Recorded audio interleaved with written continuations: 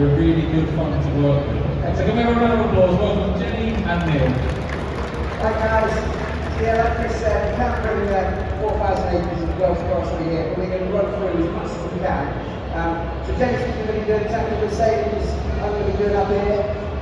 So the first thing is something, it's a good starting point, it's how to pick up a motorbike. Now, you can trawl the internet for lots of videos, let's say, of information, and here at Off-Road Skills we like to do it the easiest way, and plus the off-road way, because you can't choose where you crash. That's a problem. You might be in a rut, a rocky gully, a hillside. So this is the most efficient and easiest way off-road, but it works even on a nice surface like this.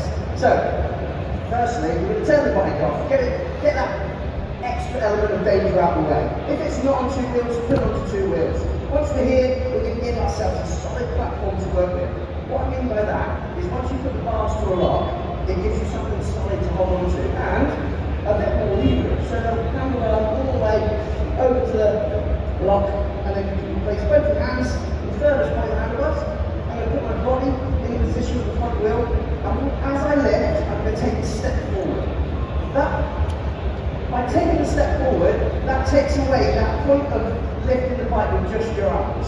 So as I step forward, I can walk into it, and it comes up nicely. Perfect. Now I just want to prove a point here. This one that Jenny picked up, it's not a polystyrene one for a display.